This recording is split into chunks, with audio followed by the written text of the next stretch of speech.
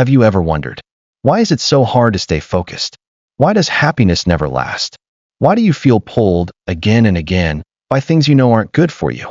You try to meditate, your phone buzzes. You set a goal, and by day 3, you're doubting yourself. You want peace, but your mind just won't sit still. This isn't weakness. This isn't laziness. This is war, but not a war outside you. A war within. 2,500 years ago, a man sat under a tree, determined to find the truth about suffering. What he discovered wasn't just a path to enlightenment.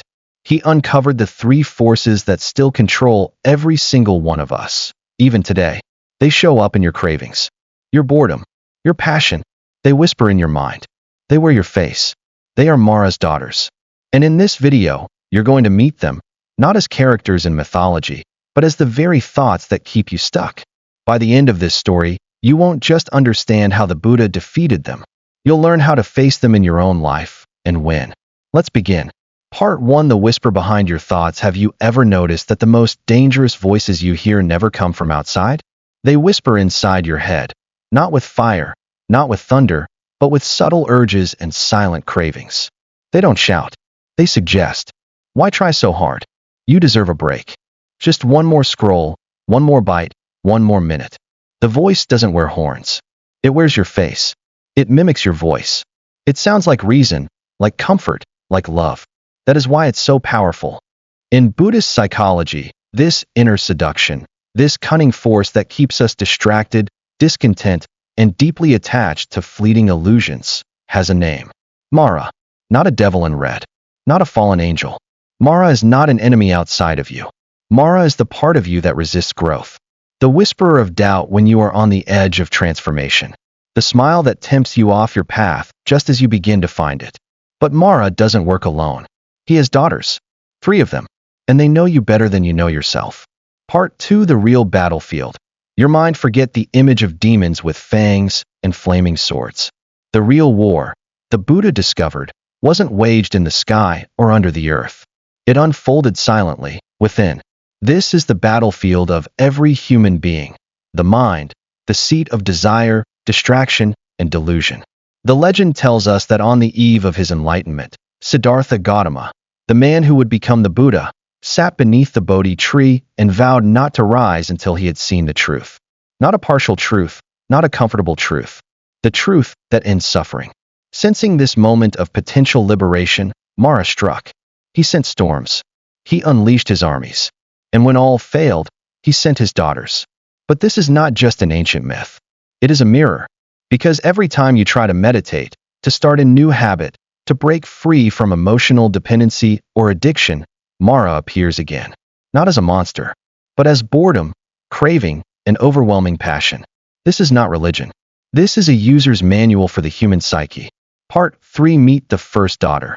The endless hunger. Tanhā, you felt her. That twitch in your fingers to check your phone without even thinking. That flutter in your chest when you imagine your life will finally begin, once you get the job, the body, the partner, the recognition. This is Tanhā, the daughter of thirst, of craving. She's not content with what is. She lives in what could be, should be, must be. But she never delivers. You think, just one more scroll, one more purchase, one more episode, and I'll be satisfied. But you never are. Because Tanhā is not designed to satisfy you. She's designed to keep you wanting. Buddhist teaching is not anti-desire. Desire fuels growth, creativity, even love. What the Buddha warned against is clinging, attaching your happiness to a moving target. The problem isn't wanting a better life. It's believing you are incomplete without it. Modern science agrees. Studies show that dopamine, the pleasure chemical, spikes not when you get what you want, but when you anticipate it. That's why you feel the high before the meal arrives, before the package is delivered. And then, suddenly, the thrill is gone. Tanhā wins not by making you suffer, but by keeping you chasing pleasure as if your life depends on it. Part 4. The second daughter. The curse of never enough. Arati. Have you ever been in a peaceful moment and felt anxious? No noise. No drama. Nothing to fix. And yet, a restlessness creeps in. You grab your phone. Turn on the TV. Open a new tab. This is Arati, boredom incarnate. The daughter who feeds on discontent. She doesn't seduce you like her sister. She irritates you. She makes the present moment feel unbearable. Meditation becomes torture. Stillness becomes a threat. Silence feels like failure. But here's the secret. Arati isn't the problem. Our discomfort with stillness is. Our world trains us to equate stimulation with worth. If we're not busy, we're not valuable. If we're not distracted, we might see the truth of our loneliness, our unresolved fears, our empty busyness. That's what Arati fears most, awareness. She is the part of you that says, this is boring. Move on. But beneath boredom is stillness, and beneath stillness is clarity. When you feel restless, it's not because something's wrong with the moment.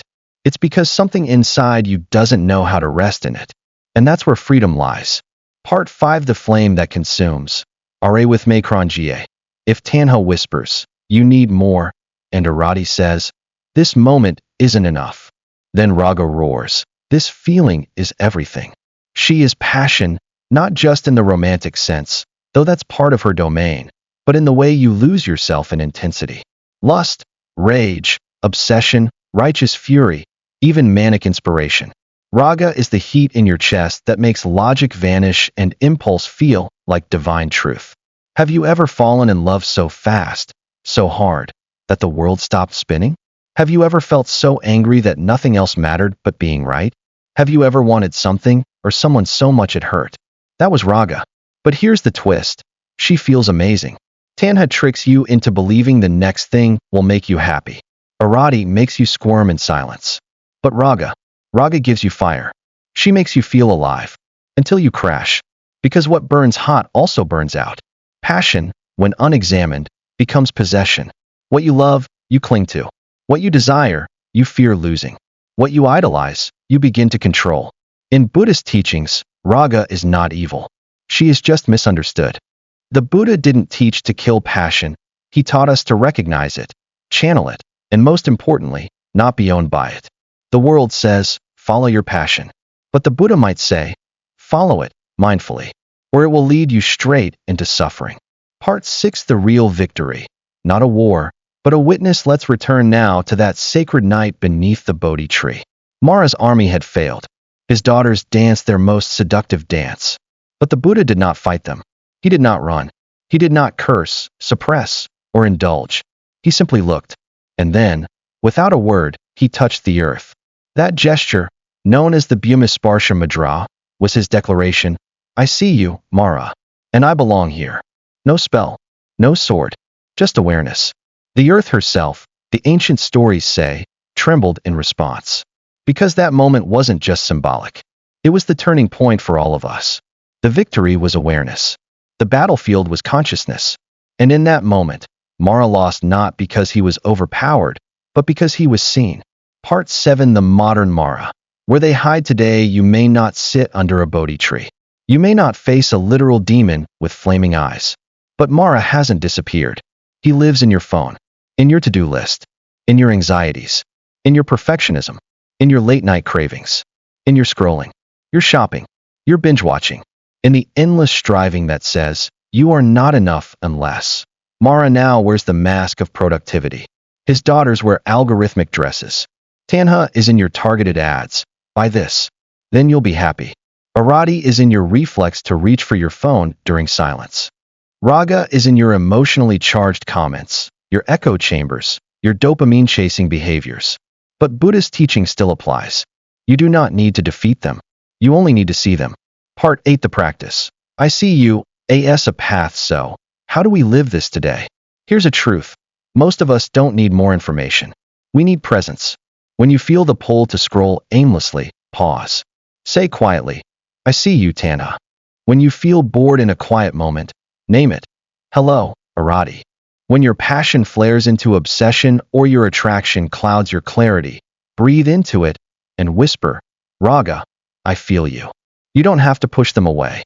You don't have to give in either. Just watch. Because the moment you see them, something powerful happens. They loosen their grip. This is the heart of mindfulness. Not escaping life, but being fully present to it. And not just in meditation. In a conversation. While doing dishes. In heartbreak. In joy. In routine. When you're eating, walk slowly. When you're angry, breathe. When you're happy, don't cling. When you're suffering, don't resist. Just say, I see you. And then stay. Part 9, Beyond the Myth. Why Mara is your teacher. This might shock you. But Mara, in the end, isn't your enemy. Neither are his daughters. They are the fire that forges your clarity.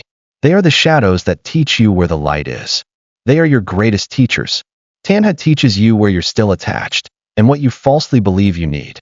Arati teaches you where you're afraid to be still and what parts of you long for attention. Rāga shows you the depth of your emotions and where they control you more than you realize. Seen clearly, they don't pull you from the path. They become the path. Like the lotus that blooms from mud, your liberation is not from avoiding discomfort, but embracing it with eyes open. Part 10, Final Reflection. The awakened you. What if every moment of distraction, every impulse, every feeling of restlessness, it was not a failure, but an invitation? What if your triggers were training grounds? What if, like the Buddha, you began meeting Mara not with fear or frustration, but with a smile? The awakened life isn't about deleting your humanness. It's about becoming so aware that nothing can control you without your consent. That's the revolution. And it begins not with a battle, but with a breath. If this awakens something in you, say it now. I see you, Mara. And then smile. You're already free.